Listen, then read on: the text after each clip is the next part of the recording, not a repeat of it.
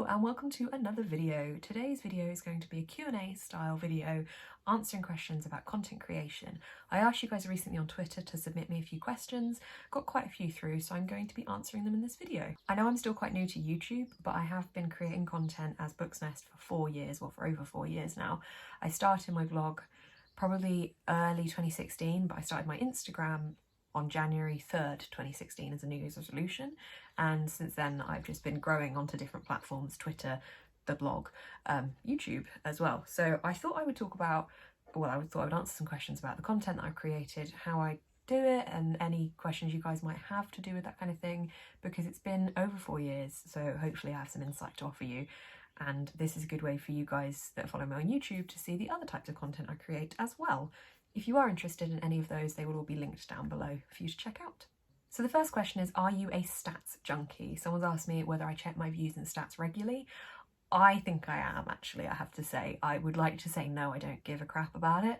However, I am so proud and excited about my content that I really like knowing if people are looking at it and if people are enjoying it. My favourite feature is on Google Analytics, where you can see your real-time views. If you've got analytics set up on your blog and you go to your homepage on analytics, you can see how many people are on your blog right at that minute. So when I've just posted a blog post live, I will check on the live stats and see whether anyone's actually looking at it there and then, which is kind of fun to look at. There's no real purpose to it. I just quite enjoy seeing that people are actually reading my content. It's important probably for me to mention that Booksnest was not my first attempt at a blog. I have tried many blogs over the years, and I've never really knew what to write on them, what niche, where to market them. So I was very used to seeing absolutely nobody read my blogs because it wasn't the right time or community for me to jump into. So to know that people actually read what I write at the moment, and that thousands of people read it, and people like my photos and people like my tweets and watch my videos, I find that really exciting. So yes, I am a stats junkie, and you know what, I wear that badge with pride, because yeah, also I think you learn from stats a lot. So if something's not done quite so well, you can look at the stats and maybe understand why did it not do well, because of the marketing, because of the hashtags, because of the time of day you posted. You can analyse it a lot more with the stats, which is something that I quite like to do as well. Someone else has asked me how I came up with the name Booksnest. I cannot remember this. I got asked this recently.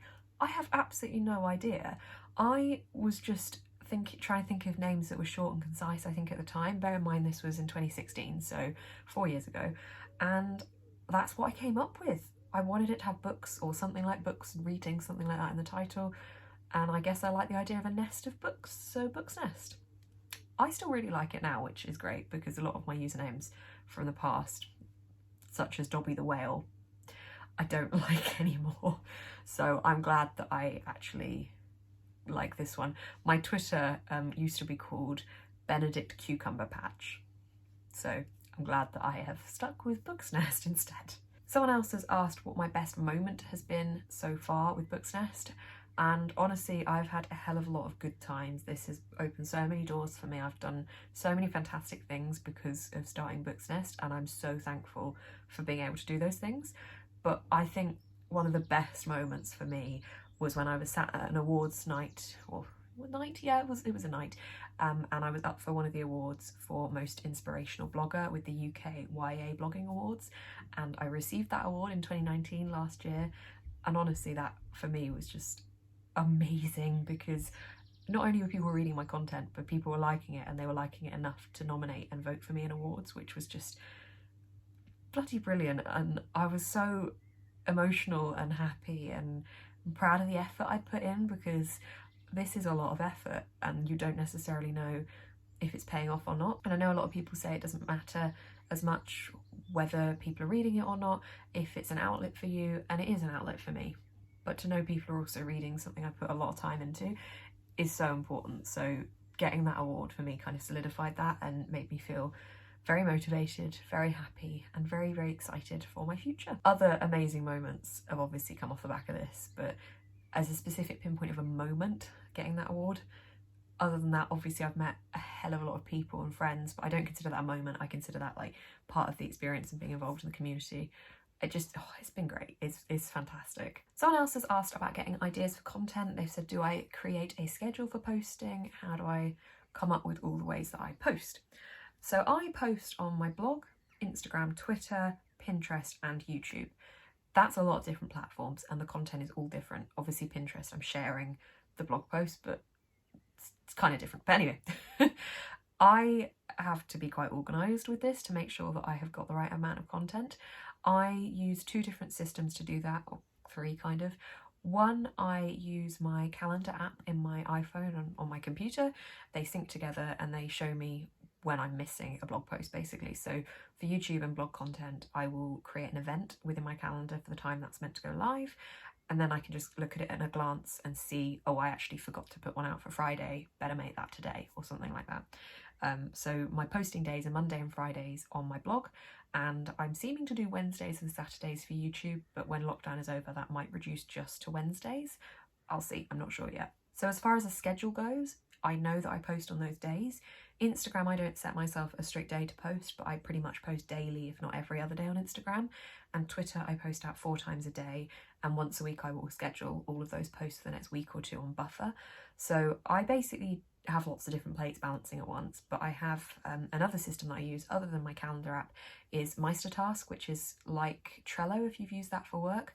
Basically puts your to-dos into columns and you can drag things from one column to the next. So I might have ideas for blog posts and then in progress and I'll drag it across, and then scheduled and I'll drag it across, and then I know when I need to promote it and things. So that's very helpful. But also I just write to-do lists. I probably should get a bit more high tech than that, but I like writing down what I have to do because I find it helps me to remember to do it. Someone else has asked, how often do I film a week? How long does editing take? And do I use colour correction?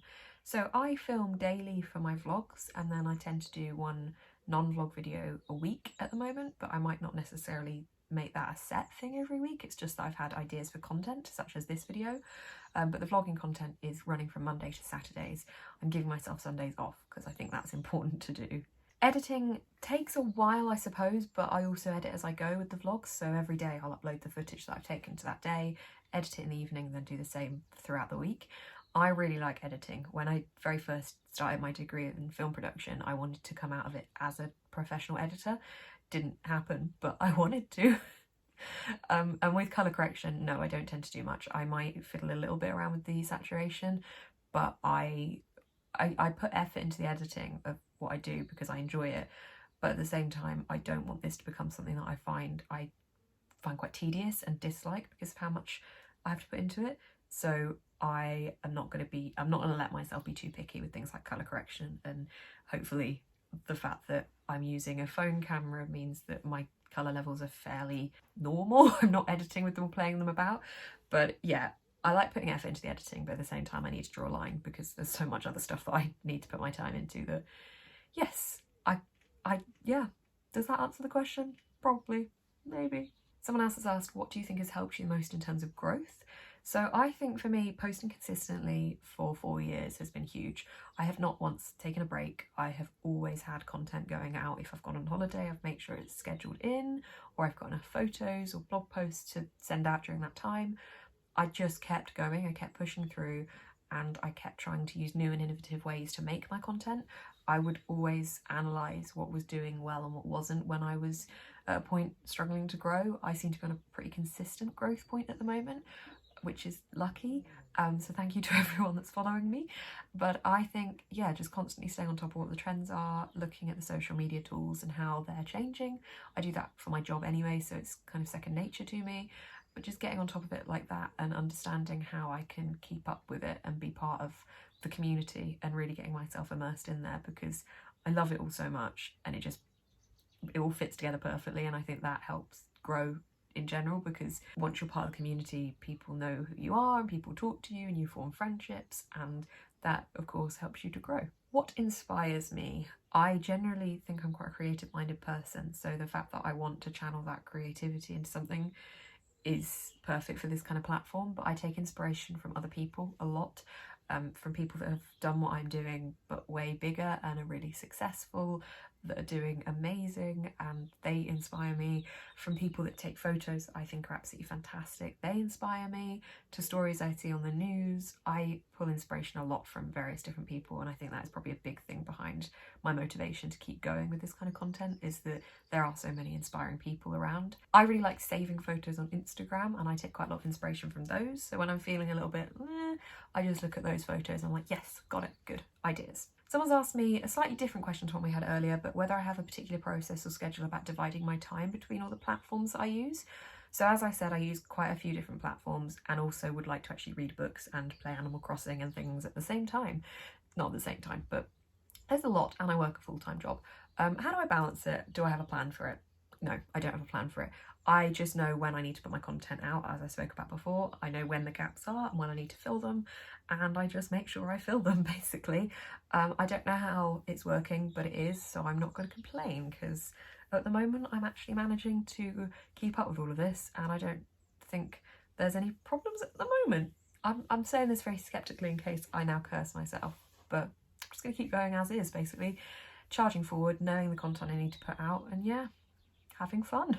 What is my favourite thing about being a book blogger? The people, absolutely. The people that you get to meet through doing this experience, the authors, but mainly the other bloggers. I've been on holiday with bloggers, I go to London to meet them regularly, I go to events with bloggers, and some of my best friends have come from this community, and hands down, that is the absolute best thing about it. Someone has asked me about the kind of equipment you need to do the basics. So I used to film with a Sony a6000 and a mic on top of that with a tripod, and I used to borrow a ring light from work. You are now watching this on my iPhone 11 Pro Max. Apple really needs to shorten their names. Front-facing camera. You are on a Joby flexible tripod. There's no mic, there's no lighting. You are in front of a window. I do have a little clip-on ring light that I put on this, and I have looked at mic equipment, but honestly I think the audio is okay on this at the moment. The reason I've not gone back to using my more pro equipment is because the effort it took to do the videos versus what it's like on my phone made me hate doing it. It was such a faff setting up. It didn't have a front-facing camera, so I had to have a mirror behind it so I could check I was in frame. I no longer have that ring light from work anymore because I'm in a different job, and the microphone occasionally just randomly picked up weird bumbling sounds around it, and it really annoyed me because I would have to refilm. So I think what you've got in a phone is absolutely fine and perfectly capable. I'm lucky that the iPhone's front-facing camera doesn't flip and mirror the screen, which I know that some phones do. It's not an app that I'm using, it's just the camera, so thank you, Apple. I will probably upgrade at some point to a more professional setup with a camera with a flip round screen and autofocus, but I'm really happy with this at the moment, and I've only been doing this for like a month, so I see no need to change. Someone's asked, why did I start? What's kept me motivated for so long, and how do I avoid a burnout? So as I said, I've been doing this for 4 years. I very first started it as a New Year's resolution. It very first started as my Instagram, which was the resolution in January 2016. And then I started the blog off the back of that, and the Twitter came alongside it as well. And then the YouTube started because, well, it started like last month because I missed creating videos and I wanted to do something with that side of my brain. So that's how they all started. Motivation I've spoken about, but also I find that when I see results and I see that people are enjoying my content, and when people comment saying how much they like it, that motivates me so much. I think that's my biggest motivator, and that's also what stops me burning out, because I want to create content for you guys and I want to make entertaining videos for you to watch, and something that helps you, something that makes you leave the comments that say how much you're enjoying the content, because if I've made you enjoy the content, then it's worth it. Off the back of that, someone has asked me how I handle my unmotivated days. I don't tend to have very many of these because I find the very idea of being motivated motivates me, if that makes sense. I am really, really bad at doing nothing and being lazy. I wish I could be lazy, I really do. I struggle with the idea of just sitting about and watching a TV show or watching a film and not doing anything else. I always have to be thinking of something that I can do, some blog post I can write, video I can film. I just can't shut my brain off from it. So I find I don't often feel unmotivated. However, in the past I have struggled with mental health, and it's something that rears its ugly head occasionally again in the future, but I try to just push through. Everything, it works differently for everyone else, so that might not work for somebody else, but for me, it makes me feel better to dive into this world. So if I feel unmotivated, I just make myself go forward and do some sort of creation, and then it gets easier to do it again. I've had a question about what tips I would offer to somebody looking to start a booktube channel. I have only just restarted this one, so I feel like there's probably people that could give you better advice, but I think just go for it. Try and be as confident as you can. Don't do anything you feel uncomfortable with. Don't worry about your equipment. Start off basic. I never know if this is any help to say to people, but personally for me, when I start things, they are usually absolute shite. I do a lot of design stuff for work, and I have now said to all my colleagues, the first draft is going to look awful and you'll think, why is she here? But then it'll look better because I need to do the crappy first draft to then work with it a bit better. So I tend to find that when I create new types of content, I try and keep that in my head. It's not always the case, but when I very first started YouTube, it was really bad and awkward to watch back. That was in 2017. Now, 2020, hopefully it's not quite as awkward. I've become more confident in myself and I like doing it a bit more, and I can see myself a little bit more on the screen when I do my Instagram stories and things, so hopefully that confidence comes across. So I think allow yourself to be new at it, basically. Don't get mad at yourself and just give it a go and have fun. Someone's asked me what kind of videos I prefer making and which will I try to avoid. I prefer making vlogs because I find them more natural, and I don't like doing videos that are more sat down chatting to camera about like my top 5 of something or what books I'd recommend. I do like doing them. I shouldn't have said I don't like it. I do like doing them, but they're not as natural to me. So like these kind of things, I'm okay because I'm talking about something I know. As soon as I hold a book up that I read like 2 weeks ago, I panic that I'm going to forget what it's about. But vlog content is much more like my Instagram stories, which this is all meant to be an extension of. So I definitely prefer that kind of content. I like it all, to be honest. I like making all the videos, but I feel more comfortable making vlogs. Someone's asked if I ever struggled to get comfortable in front of the camera. I used to, I think, but then the more I did this when I was doing it the first time round and now, the less I seem to care about what I look like on camera as much. I used to really find it cringy to see myself in anything. I used to do a lot of acting, and I then realised I couldn't act, so I stopped. And now I'm older, I miss the acting, and I realised it was just me feeling self-conscious. So I find the more I do it, the less I feel worried about it. I make myself look in a way that I'm happy with, so that I know that when I'm on camera, I'm not going to look back and edit and think, why didn't you put makeup on or something? Because for me, personally, I don't feel comfortable being on camera without my makeup on. That might change, and I wish I could feel more comfortable like that because I see a lot of people rocking it on YouTube. It's not in my nature to have people see me without makeup. So if you saw me without makeup on camera, yes, I would feel very uncomfortable. However, I think the more I do it, I'm just getting used to this, and it's more of a conversation with friends than much else. And a final question, somebody has asked me how I stay motivated with my blog at the beginning when it was just starting. I do think I probably struggled more at the beginning because it was very, very new. Not many people were reading it, but I pushed through and I kept going with it. And then as it did start to grow, I started to create more and more content. I formed more of a regular posting schedule that I'm still doing today. And it just kind of became second nature to do it, really. And because I was making friends through it, I felt that was quite motivational because I didn't want to stop doing it and then lose those friends as a result of that.